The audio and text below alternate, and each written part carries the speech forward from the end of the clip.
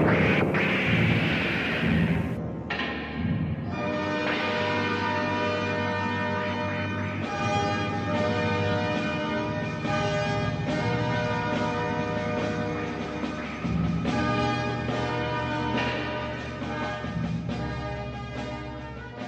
is the Kaiju Podcast. I'm Ralph. I'm Jorge. And today we are discussing Gamera versus Barugon. 1966. Yep. Duel of the Giant Monsters, I think was like a subtitle to it. Oh, really? Yeah. I watched this in Japanese with English subtitles. As did I, because I watched the copy you gave me. Oh, is that it? Is that right? Yeah, I think so. So we're smack dab in the middle of the 60s again. Yeah, it starts with like a previously on Gamera kind of recap. Which was kind of nice because it's been a while since we watched the first one. And so I could use the refresher. Even though, I mean, the thing we remember, I think, from the first Gamera was Plan Z. Right. Which is like the ending of the movie. So, but then in this movie, it does like that Superman 2 thing. Yeah, it totally does. Where this rogue thing in space just happens to run into the thing you don't want it to run into. The rocket carrying Gamera. Yeah. And he comes back stronger than ever and in color. Yes. Which I thought was... Because they were showing the black and white footage, and it was black and white, and you see the rocket in space, the Z-Plan rocket was in space, and then you see like this red comet. I'm like, oh, that comet is red. And also what I've seen so far is black and white footage. And then you realize that's the transition into the new color footage. Right. So Z-Plan didn't really work. No. It worked for I don't know how long it's been. But I like that they referred to it as Z-Plan. Like they there was like a callback to it. It was really great. Yeah. So Gamera, right off the bat, like I'm trying to figure out Gamera. I guess he's a bad guy. In this movie, he kind of isn't a bad guy. But the very first thing he does, he comes down and he takes out a power plant. Yeah, he goes right for the dam. Yeah, but that's the thing is he sucks the fire out of the power plant because that's how he gets his nourishment. Mm-hmm. And I'm like, he's not that bad. He's just he's hungry. He's been in space for however long he's been in space. But then, he goes after the dam like right away. Yes. Like as an afterthought. Like it has nothing to do with him wanting to eat. He's like, also screw this dam. Yeah, like he goes for the control room. Yeah. And he lights a lot of fires. Yeah. He also... And also, like, the guy... so, like, Gamera started crawling on all fours at first, and then he finally got up on his hind legs. Mm-hmm. And so he destroys them, and then he just kind of rockets away, right? Yeah, he spins away like his little UFO form. And according to the narrator, he had sensed an underground volcano and raced to the molten lava, which is just kind of... You just have to take his word for it. Yeah, they don't show it. It's almost like Gamera just went to go, like, the way I pictured it, because they didn't show it, was that the little UFO version where he's spinning around with no legs and head. Yeah. It's just the shell, that he capped the volcano.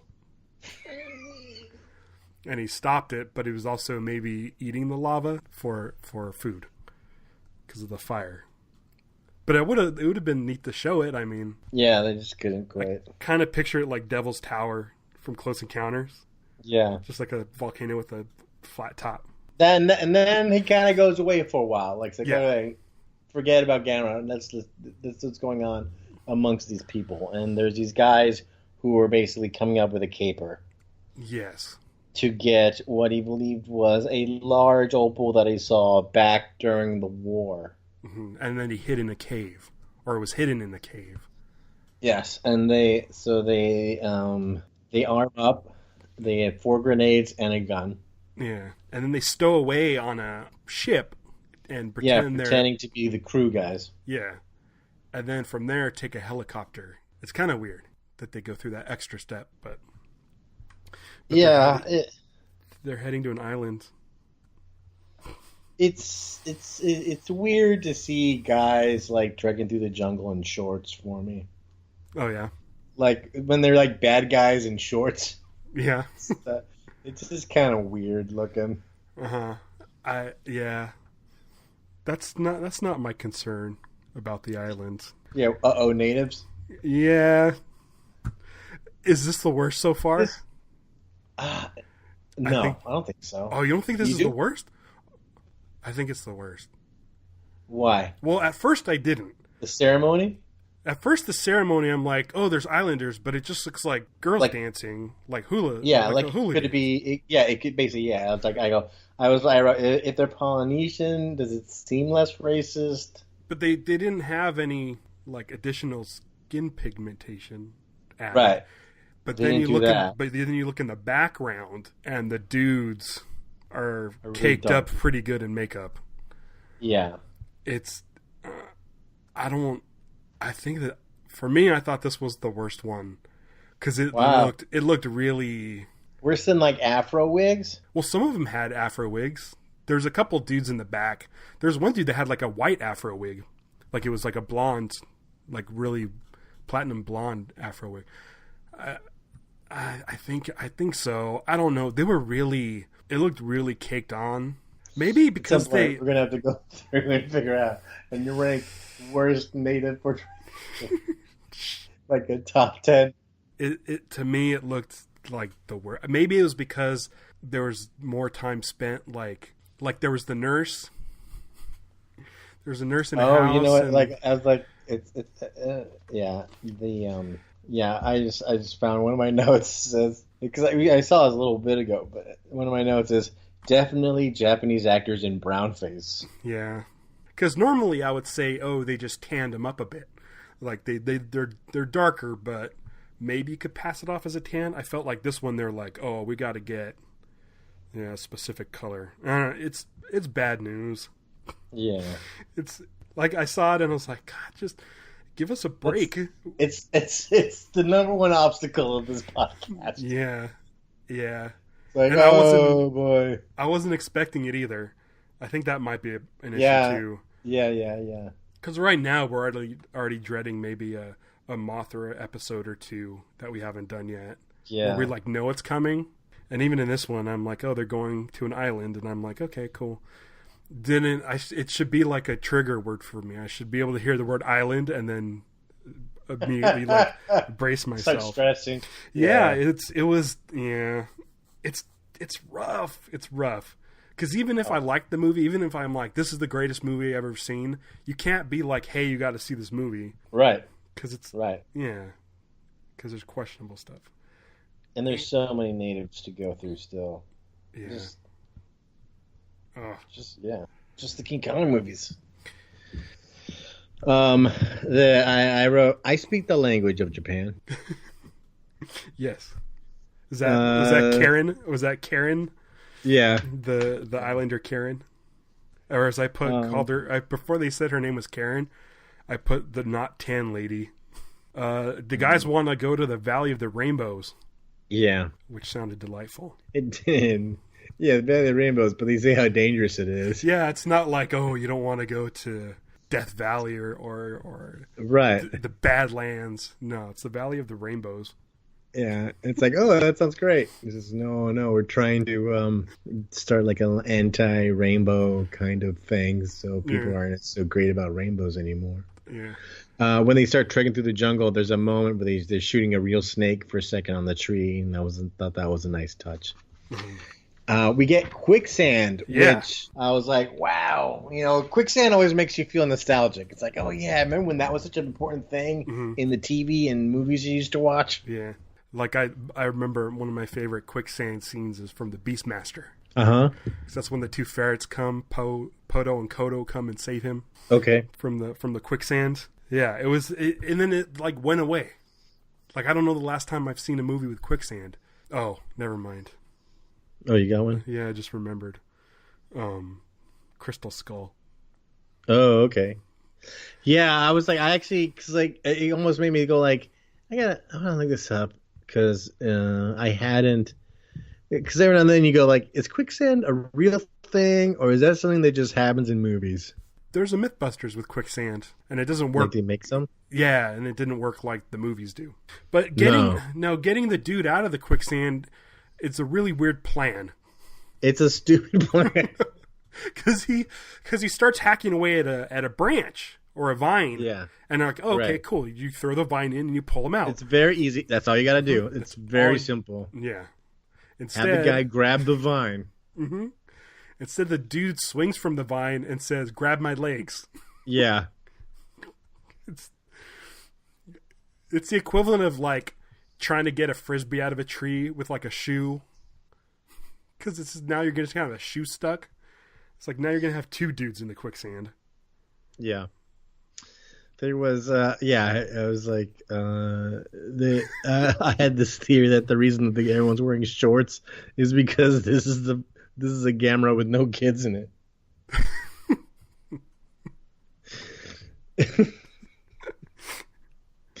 There's the guy shoots a bat. Yeah, the one guy who's like the badass of the group. Uh-huh. Oh no, there's the bat goes flying by. He shoots a scorpion. Yeah, the and juicy like, scorpion. You'd be dead in 5 minutes. Yeah. And so I had to look up. There's no scorpion that's that deadly. The worst is if you need to get the anti-venom by 7 hours, I guess was what I wanted to find out. So I wanted to know 5 minutes is fast. Yeah. And then the guy died in way less than 5 minutes. Yes. And the other guy starts crying, like bawling. And I was like, why is this guy crying over a guy who he just met a few days ago? And he looks at he gets set off by a picture that's in his shirt pocket. And then that makes him cry even more. And then he puts the picture back in the pocket, which I thought was weird. You think he would take that and like go look for his family. Yeah, I wrote down that scorpion is really juicy when it gets shot.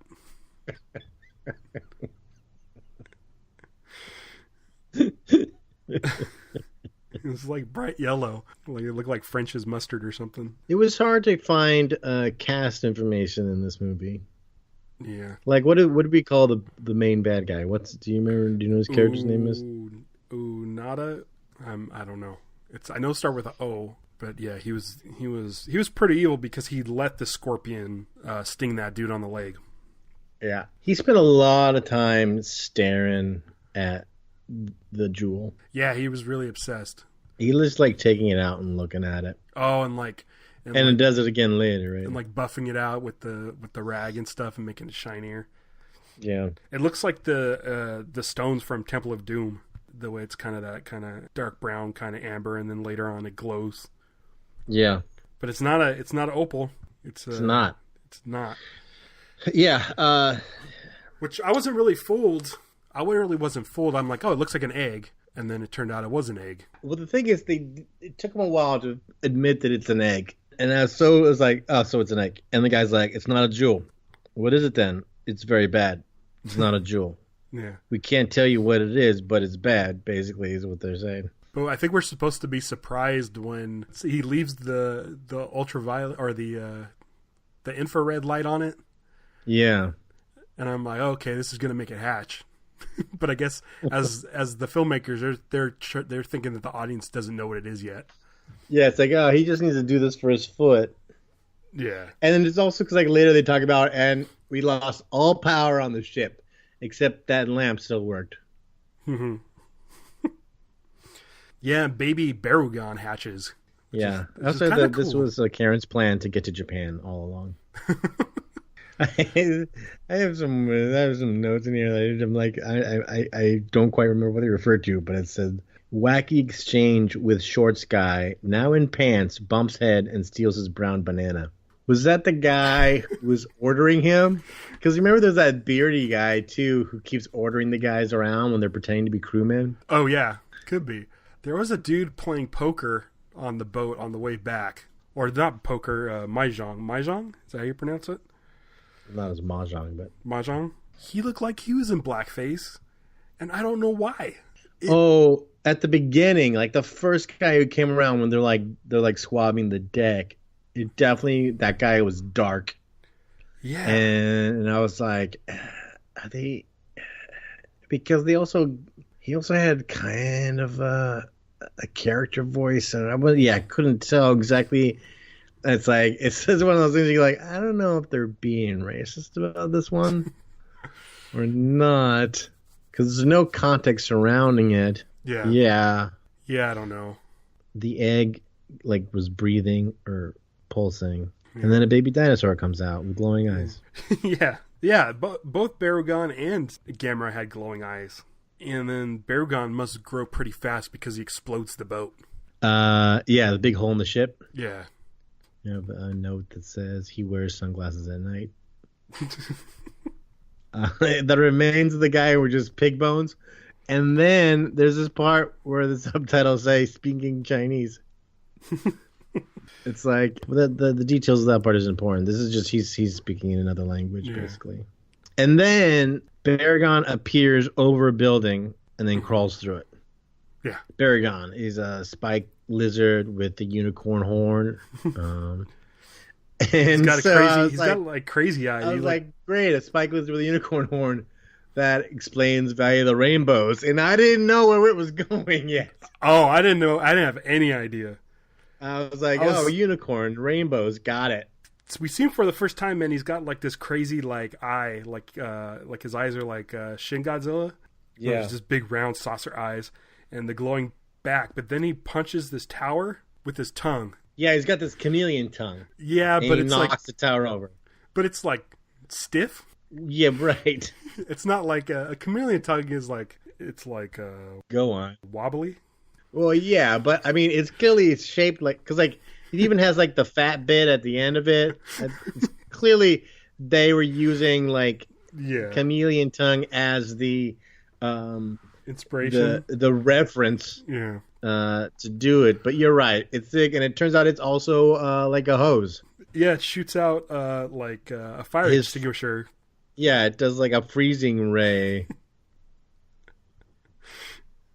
This monster's nuts. It's like, yeah, it's definitely like, let's take some bits of this and take bits of that and throw it all in there and just kind of, because it's, he's complicated as to like, he's definitely like a free for all as far as like design, I think. Yeah. The white shot with the sparks is cool early on.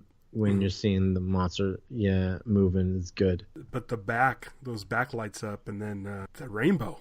Yeah. It shoots a giant rainbow, and it's like, it bends like a rainbow.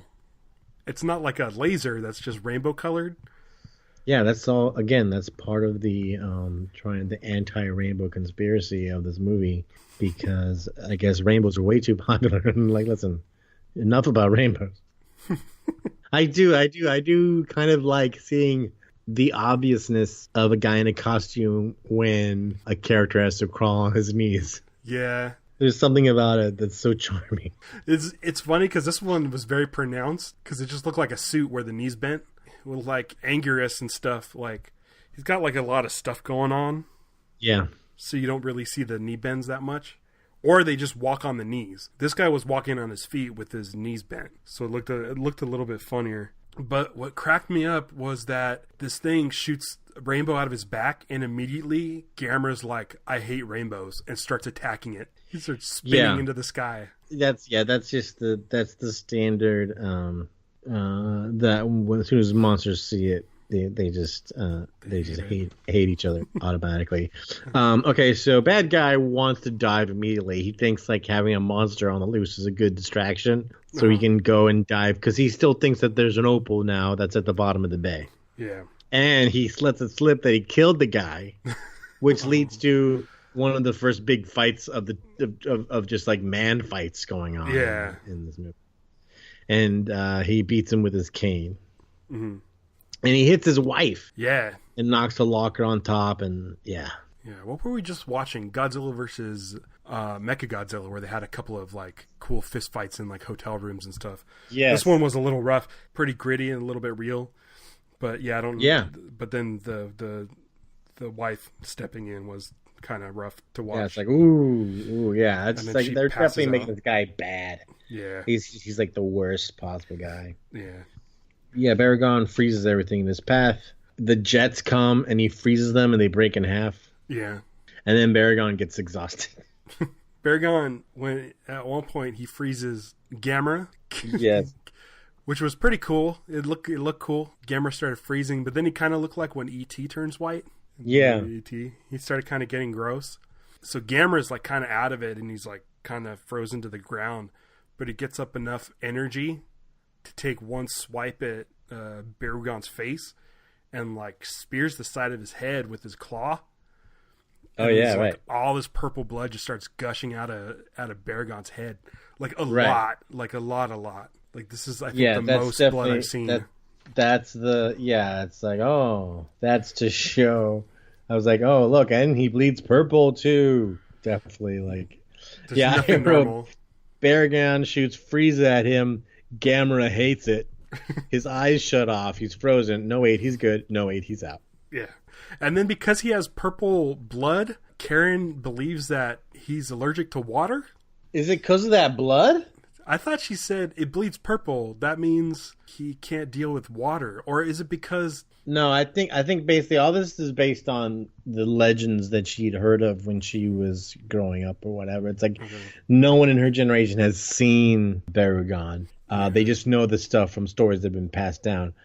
I thought she had said that he emits purple blood when he's exposed to water. Oh. That it's, So which, by the way, I go, so how come Barugon doesn't avoid water at all costs? That I don't get. Yeah. But hold on. Oh wait, there's the other fight, the barroom fight, which is like a western where they're like, and they tie the guy up. There's a part where Karen sucks the guy's blood. The guy gets hurt, and she starts sucking the blood. Yeah. I'm like, what the fuck? She's from a different place. By the way, I like how they cut to the news to explain Barugon's powers. When they figure out that Barugon is allergic to water, they decide that they want to sink Barugon in a lake. Yeah. And decide that the best way to lure him there is a shiny diamond. Yeah, is by dangling a giant diamond from a helicopter. Yeah. He loves diamonds so much, he'll jump in the water after it. Oh, and meanwhile, she's like showing this diamond, and there's that lady who works for the government and stuff, and she's like, oh, does your village have a lot of these kind of diamonds? And they're like, come on, get serious. I thought when Barugon destroyed the bridge was great. Yeah, some of the model shots were pretty cool in this movie. There is this I like because because Karen is of a primitive people. There's that one guy who has a lot of judgments on her. Yeah, and she's like, if you doubt that, then you doubt the gods. And the guy like shakes his head, and then later he's like, he gets mad at her for Yeah, so this is a 5,000 carat diamond. Yeah, it doesn't work. The plan doesn't work. Yeah, he sat there. And I sat there and imagined the guy going, man, if I could get my hands on that diamond, I could sit and stare at it. Yeah, so he freezes the helicopter, it drops the diamond. Barugon doesn't fall the diamond at all, and then oh yeah, that's where the guy flips out on the lady for believing in weird gods, where he's like, I knew that idea was wrong, your kids' stories or whatever. Uh-huh. And then the ship's doctor shows up as an expert on Barugon all of a sudden. Yeah. Explaining the whole thing that came out of that. He explains like, oh, the infrared rays that happen to whatever is why the whole thing is going. So yeah, so basically Barugon is so big, he doesn't notice a little diamond now. Yeah. So they have to like amplify the diamond by shooting that with infrared rays. And while we're at it, he can put his foot on the way of it too to get a little extra. They make it rain artificially, which I thought that should be enough if the water makes them bleed out. Yeah, I mean that was a better plan. That was a better plan than grabbing a giant diamond and dangling it around. Yeah, yeah. But the like rain is just to prevent him from using his freezing ray. Yeah. Oh, okay. I have this note. Okay, so there's these people developing some kind of ruby death ray, and they decide that they're going to basically make it a diamond death ray. They're going to use the prototype and make it a diamond death ray, so it won't be deadly to the thing they're trying to destroy. Yeah, it's just an attraction ray. Yeah. I wrote, that's a big phone. The guy is a portable phone. Did you notice that the guys were wearing their helmets on their backs? Like almost like instead of having them on their heads, they had them like slung over their backs. Uh-huh. And they look like little turtles. like they're little Gamera turtles. Yeah, and of course this guy's going to come and ruin the whole plan. This dude really wants that diamond now. And he jumps on the ship or is it a ship? Did they get it on the ship by this point? And he starts shooting people. Yeah. Like, just flat out just shooting anybody that's around. Yeah. So he can take this gigantic diamond. And it's like, this dude doesn't get it. Then he gets tongued. Oh, I forgot about that. Yes. Now, Barugon, then he's in the water. Barugon backs out of the water, but it's like, where's the purple blood? Yeah, it disappears. Wait, no, it's just not there. Yeah. The next day, his terrible rainbow. Oh, they refer to it as his terrible rainbow. His terrible rainbow. Oh, my gosh. And so that's right. Yeah, here's my note. Let's take one thing that people like that they think is beautiful and ruin it for them by making it a destructive force. Uh-huh. So and then the mirror strategy. The rear view mirror plan. Yeah. And it's like, oh, good idea. It's like, and if that doesn't work, we'll try the curved pipe plan. It's like a cartoon defense system. Yeah. And then they reiterate the plan in voiceover. At this point in the movie, I wrote, wait, so this is called Gamera versus Barugon, right? Yeah, they fought once barely, and Barugon just froze Gamera right away. Yeah. And, like, I was like, okay, they already have one plan. The dangly diamond plan didn't work. And now we're going through a second plan. I'm like, clearly they're not going to fail on a second plan. Otherwise, this whole movie is pointless. So I'm like, oh, they're probably going to succeed with this rainbow mirror thing, Operation Review Mirror. And that one fails too. They reflect right into the butt. And he rolls over. Overhead and purple chunks oozing. Oh, yeah. And it's like his skin starts like bubbling purple. Yeah. And I'm like, oh, I guess that worked. But then he gets up and it doesn't. And so finally. Yeah. Yeah. So we saw two failed plans. Do you have a strategy to make him shoot another rainbow? And she says, I might have wrote this down wrong. She wasn't raised by animals. She was raised with animals. Something.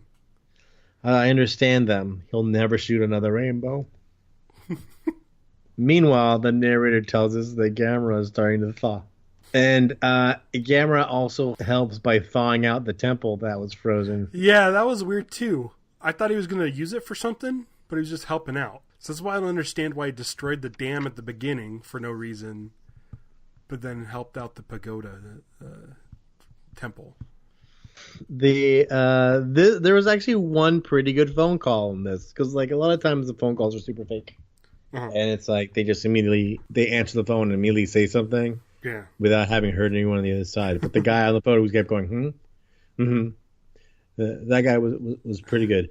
The great thing about Gamera is he has really rough landings. Yeah, he just kind of crashes onto the ground. Like, I wonder if in later Gamera movies, his like arms and legs can pop out, and then he could like just land standing catch himself. Up.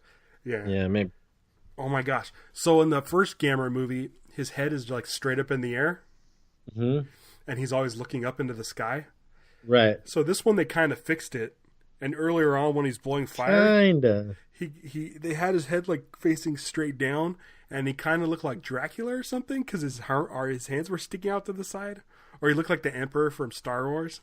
He's just like, it's hard to describe, but his eyes are half closed. Yeah. So he kind of has like a Garfield expression.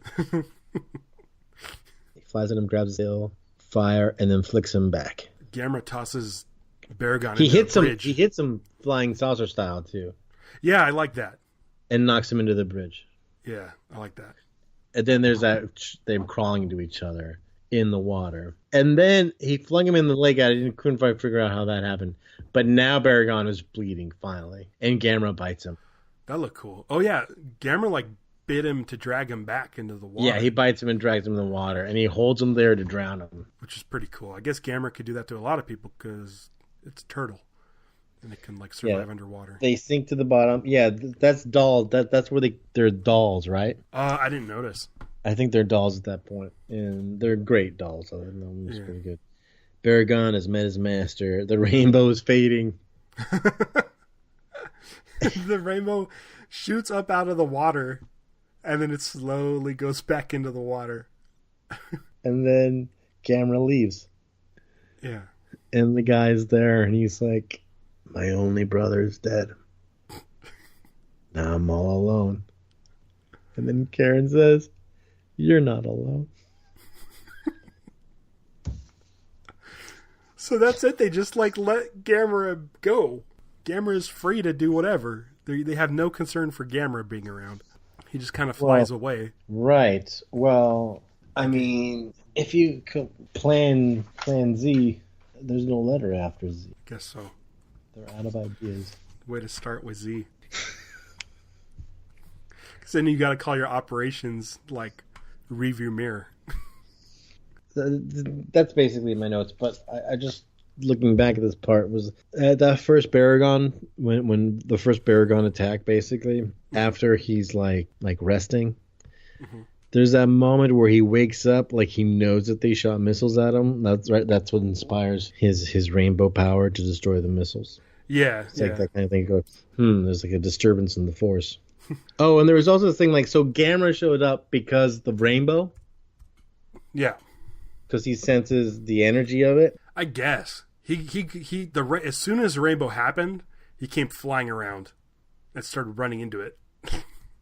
I don't know if it was like a moth to light, but Gamera was really wanted nothing to do with it as soon as it showed up. There's also this great part in the first meeting between Gamera and Barugon where they just growled at each other for a while, back and forth at it. It was very that kind of that in a way that because like when you watch like the Planet Earth, there's like a lot of times like before animals actually start fighting each other, they do a lot of like like Hollywooding and just like trying to make themselves seem big and dangerous to see like maybe they won't fight because they'll be concerned.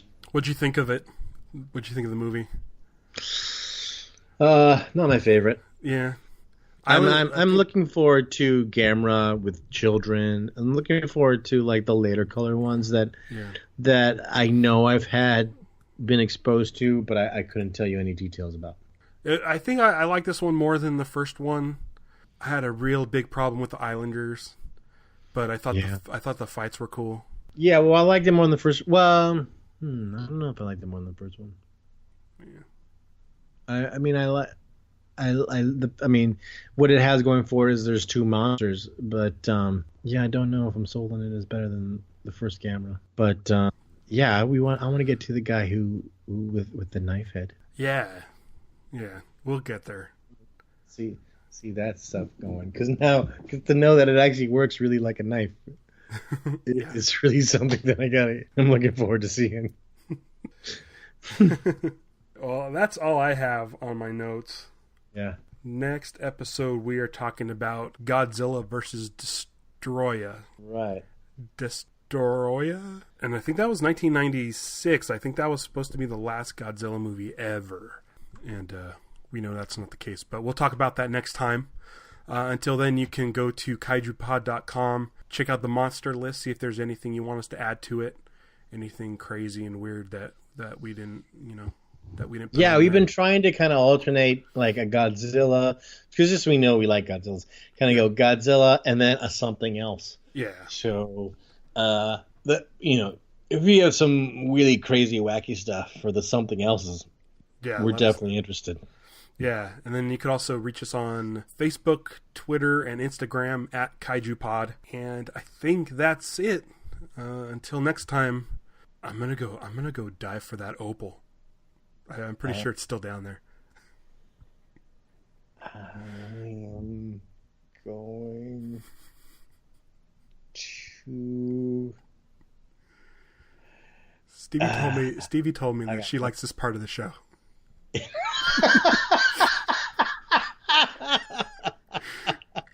She says she likes when we come up with the sign-offs. I'm trying to laugh extra long to buy myself time. Oh man. I'm going to sink into quicksand. Okay. Here, let me grab my legs. Sometimes you watch, you go, oh, I found my thing. Then other times I forget we do this until suddenly you get to this part. I never think of it. It's always been. Yeah, I've never once pre-thought of one. They started easier. Yeah.